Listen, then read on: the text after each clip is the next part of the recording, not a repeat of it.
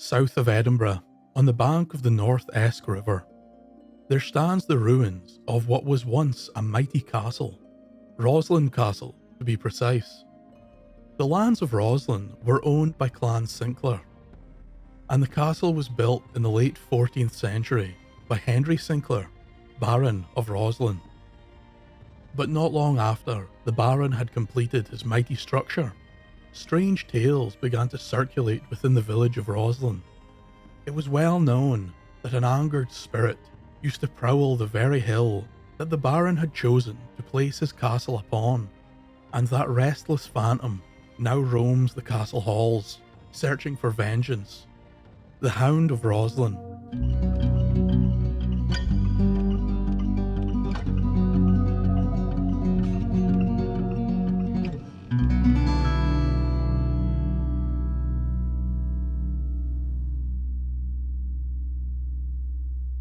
On the morning of February the 24th, 1303, English Lord John Seagrave was leading a reconnaissance party north of the border, heading towards the small village of Roslin. This was during the initial years of the First War for Scottish independence.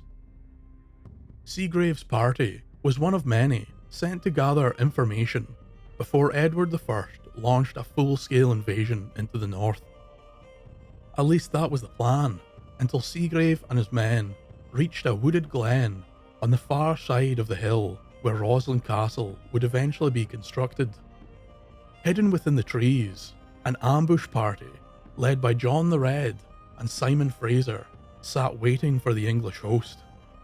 Once all of Seagrave's men had entered the glen, the Scotsmen charged. A violent battle then ensued. Both sides fought grimly, and the clatter of blades echoed all around the glen. In the thick of battle, some of the Scotsmen saw a large English knight who was followed closely by a great hound. The hound and its master were cutting through the Scottish ambushers with brutal efficiency, until one brave Scot readied his spear and charged the mounted knight. His grip on the spear haft held true, and the Scotsman tore the armoured knight from his mount. But before the young Scot could regain his breath, the crazed hound leapt upon him. Biting and gnashing, the hound fought hard for his now deceased master. Some of the other ambushers rushed to the man's aid, and with the stroke of a large axe, the hound too was slain. The Scotsman survived the frenzied attack, but suffered from his wounds. On that day, the battle would end in victory for Scotland. 16 high-ranking English knights were captured, along with Lord Seagrave himself. The remainder of the English forces broke and retreated south. That night, the battle-weary Scots celebrated their victory. They made camp near Roslin village. There they drank and danced long into the night. But in the moonlit darkness of that night, some of the men were awoken by a horrifying howl from the shadows. Leaping from their beds, the Scotsmen saw a large black spectral hound with glowing eyes charging straight towards them. The soldiers, in a fit of panic, fled from the sight. The next day, the tale of the demoned hound had spread all throughout the camp. Those that remembered the hound from the battle began to fear that the creature was a vengeful spirit and that their lives were now in danger. Night after night, the phantom hound could be heard howling in the darkness. Sometimes it was seen prowling through the camp as if searching for something or someone. Until finally, the spectral beast came face to face with the soldier who had killed its master. No one quite knows what happened to the man during this meeting, but his screams and tormented yells were burned into the mind of all that heard them that night. The man, to the surprise of many, was found alive the next day, but he was white as a sheet, his eyes were pinned wide, and he was shaking uncontrollably. It seemed that the horror of that night had stolen the man's voice, and 3 days later the man died, the victim of the vengeful Hound of Roslin. From that day on, the villagers of Roslin would say that on stormy nights, the howls of a great hound could still be heard, It was on this site where the Baron of Roslin would erect his castle at the end of the 14th century, nearly 100 years after the death of the Knight, the Hound, and the Scotsman. It didn't take long for those living in the new castle to hear the terrifying howls of the phantom hound. Some tales say that the hound could be seen wandering the castle at night. Others claim that encounters with the hound led to the death of many of the castle's residents over the years.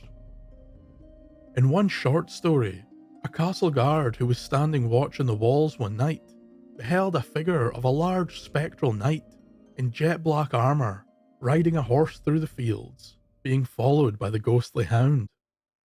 It was suggested that the knight may have been the very one killed 1303.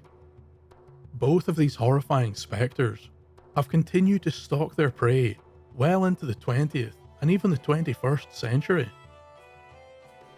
In 1967, a young couple were out late one evening, driving along a road which passes close to the castle ruins, when they spotted in the distance an armour-clad figure on horseback galloping through the fields.